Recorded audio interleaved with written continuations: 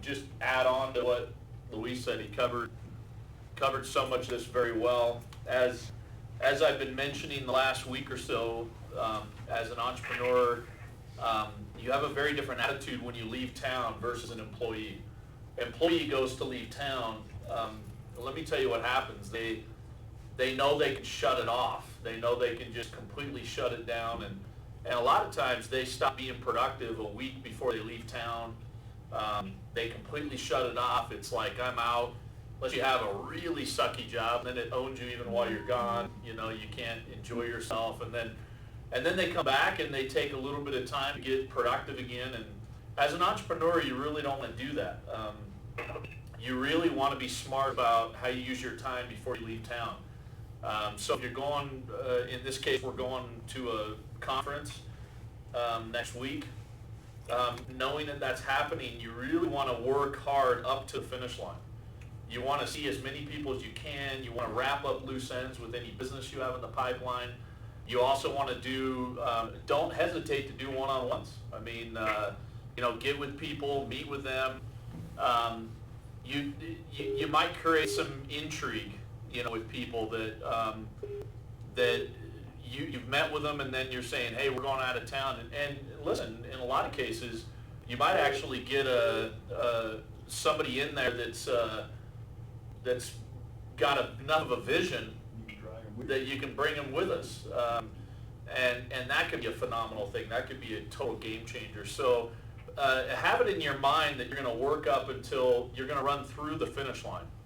A lot of, you think about how many times when I talk about running through the finish line, I think about how many times I've seen somebody running for a touchdown and they do like a 50-yard run, and then 5 yards before the end zone, they put the ball down to their side and start to do a dance, and then what happens? Somebody catches them from behind, right, and knocks the ball out. And, if you're taught in martial arts, you're taught in racing, you're taught to punch through the target, right? In racing, you're taught to run through the finish line, not to the finish line. In soccer, I really had to work with, as I raised boys in the game, I started realizing that without even thinking about it, these boys are kicking the ball. They're not kicking through the ball. And if you want to get distance, you've got to kick through the ball, and it seems simple, but if you're stabbing at it and you kind of, you actually start to decelerate before you even strike the ball. And you don't give it everything you got. And so I had this little thing with Jake. They had their big tournament over this weekend, the Park City Cup, and they did pretty well. They did take first, but they were playing in a very competitive bracket there. They've got a number of brackets, and as these things go, they had a few things, bad calls, things not go their way that kind of affected the outcome. But you can't worry about that, right? You've got to control what you can, and that's part of building a winning team and a winning business. But one of the things I've developed with him, he's on this incredibly competitive team, probably one of the top teams in the entire state at his age group, which is fantastic. And if he's in, they have him take the corner kicks, and he does a great job. But one of the things I worked with him on it was this little system. So I can, if the game is intense and I can tell he's like, kind of a little amped up, and on this last game he got a yellow card, which for retaliation, which coming from sweet Jacob is don't push him too hard, right? So this kid was being real dirty with him. Little side note here, but he's being real dirty.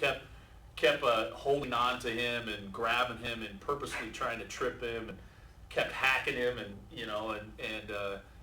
and finally he pushed Jake from behind, and Jake turned around and jacked him, and he got a card because they're trying to, they don't want the retaliation more than even the foul in the first place. Want to avoid things getting too out of control, but I knew he was amped up, and then he'd had some things happen, and it's this semifinal championship game, and so they go to a corner, and all I have to do is yell, 1, 2, 3, Jake, 1, 2, 3, look at me and nod, and it kind of gets him in the zone, right? And one is you make a decision where you're going to put the ball. Two is you keep your head down and you focus on where you're going to strike the ball until after you've struck the ball. You keep your head down and just focus on striking that ball once you've decided where you're going to kick it. And the third one is to kick through the ball. And so he knows that's 1, 2, 3 steps. Same thing applies if you're going to shoot a goal. Right? In a lot of cases, kids will screw up because they get a little flustered and they get caught up in the moment, and they're not even looking at the ball, and they'll actually pick their head up before they shoot, and they'll miss kick it. Right? Once you decide where you're going to put it, you put your head down and you strike through the ball.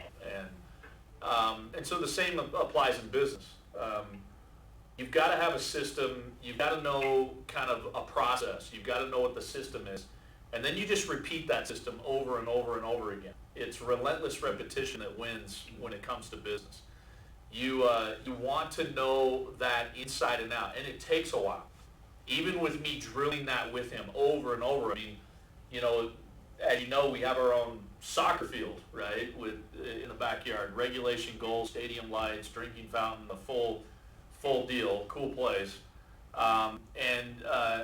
One of the reasons I set that up was so that I could just drill and drill and drill this stuff and spend hours out there. Okay, what's 1? Okay, what's 2? Okay, what's 3? And then watch them, And hey, you got 1 right, but you kind of screwed up 2 and 3. Hey, and then you're just constantly going over and over and over again. It's you have to relentlessly repeat that process once you know it over and over and over again until it becomes muscle memory, until it just becomes natural and you just do it without thinking about it. And then the muscle memory takes over and the mind removes itself from the process, and you get less up in your head, you get less up in your emotions. And so this is your time to kind of hit the process, right? What are the steps? You're leaving town. You know what the goal is. You know what you're aiming at. You're aiming at that you want to create some momentum and then keep it. And so you know where you're aiming. Now you just got to put your head down and you got to set up your pre-setup plans. And you know that if you set up a certain amount of presets that, based on those numbers, you're going to have a specific outcome more than likely when you're on the back end of this convention time. And you're going to feel much better about convention and coming back and all the things you have going on, instead of trying to start when you get back. And listen, as great as a conference like this is, you're gonna lose momentum if you don't try to create something ahead of time. You're gonna lose momentum when you come back. So before you even get started, right? But if you have stuff to do and you have things going on, you'll hit the ground running and you'll do it with excitement and enthusiasm. It'll be fun, So make sure you get zeroed in right now. I was going to suggest doing a phone zone on both nights, doing a phone zone on Tuesday and Wednesday, but also doing one Saturday. So on each meeting night. And in order for that to work, we really got to try to pull people together, and make sure that everyone's on the same page. Make sure you get commitments out of people to be there. I'll send out a message. Do we not have Chris on the line today? No. Okay. So we need to get John. We need to get Chris. See if we can pull Shane and Grayson, Kevin, Ken, Shasta. Oh, there's quite a few. Brenda, whoever else we can pull in, Matt, Rob, your team. It'd be great to just pull some people together and get focused on a very simple play. Very simple, 1, 2, 3, no real talent needed. It's just the will, right? So that's what I'd like to see this week. In South Jordan, starting the phone zone at 6, and making phone calls up until 7.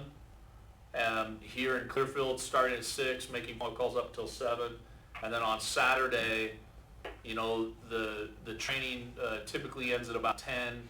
Make phone calls until about 11. Unless you don't have your numbers done, then you want to do more, and then you might need to be also, if you haven't hit your numbers by then, if you spend 3 hours making phone calls and you're legitimately dialing people and making calls, I've seen everyone's goals. I think the highest goal in here is 15, isn't it? 16. I mean, how do you not get 16 done in 3 hours? I mean, it's highly unlikely that you won't have it done. But then you still have Monday, Tuesday, Wednesday. At least Monday and Tuesday, where you can polish off some more. And then why not in convention make a few calls in between stuff? When you're excited, when you're fired up, make some additional calls and set up some things, and just pack your schedule when you get back. Does that make sense, everybody? Yes. Everybody on the same page? So I think it'd be best to have maybe Don be in charge of the Wednesday night phone zone here and the Saturday. Maybe confirm. You can head up confirming who's going to be here and who's going to participate. You don't need to be here live to be participating. So the guys in South Jordan could be blocking out time, Wednesday night as well for an hour. Guys here in Clearfield could be making phone calls and block out time tomorrow night, in South Jordan. Rob, are you going to be there? South Jordan? Can you head up that in South Jordan Tuesday? And then we'll have Luis maybe head that up, and Luis can reach out to the guys in South Jordan and confirm who's going to be there in my days. Rob can worry about his. But then when you get there, it's about making calls, setting up appointments, and just encouraging people, right? With that right environment, with momentum. Hey, we're here. Let's make some calls. If you got to buddy up, that's usually a better thing to do. You pair people up so that, I've been around a long time. I know how it works. Guys will go to a phone zone and then get somehow lost in the bathroom for 30 minutes, Or just talk about it. or talk about it for 25, 30 minutes.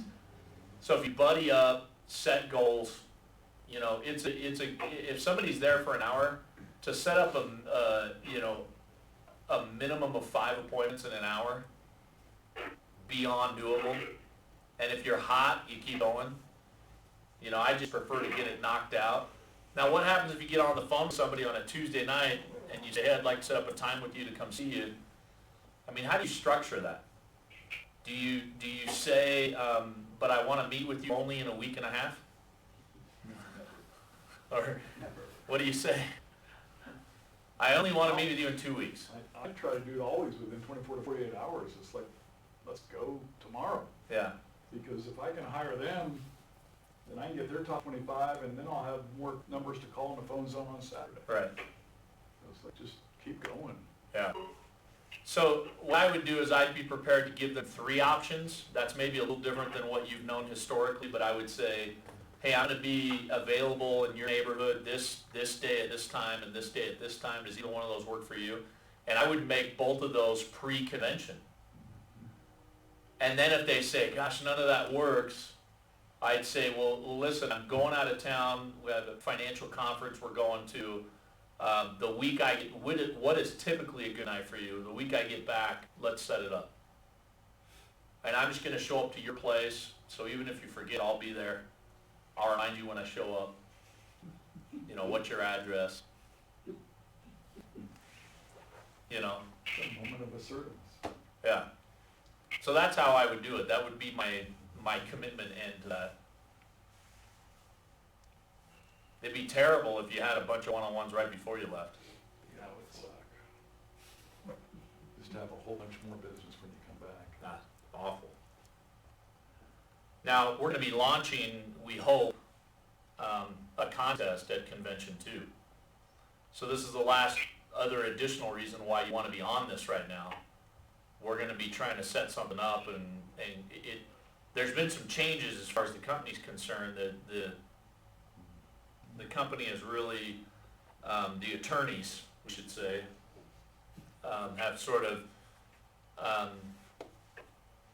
developed, some, by reading the laws, the DOL laws that are coming down the pipeline, they're trying to preempt some of those laws and be ahead of the game.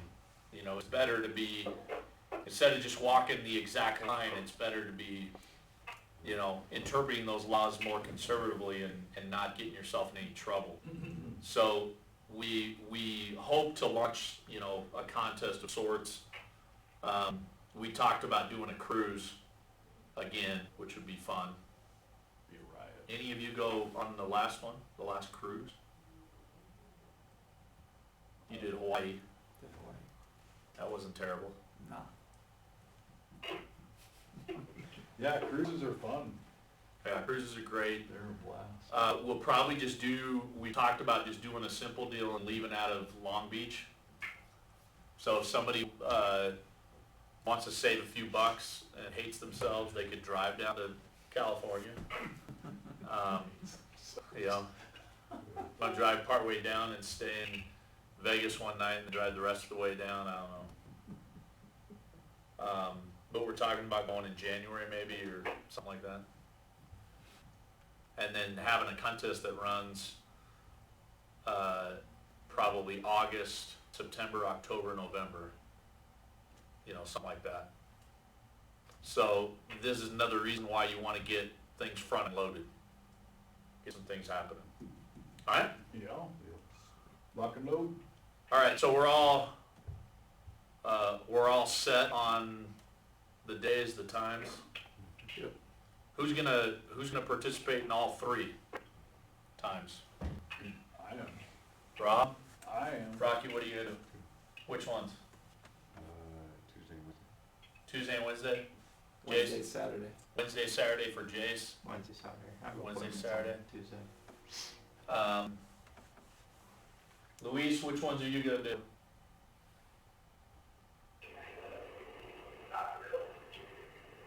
All three. All three? Brent? Wednesday and Saturday. Okay, great. All right, and then, Don, if you could reach out to those that are here, or not here. Yep. Rob, yours. Luis, you can reach out to the guys in South Jordan, does that work? Yeah. Okay. You gotta get firm commitments from people, you guys, and kind of reconfirm what the goals are, and then game on, right?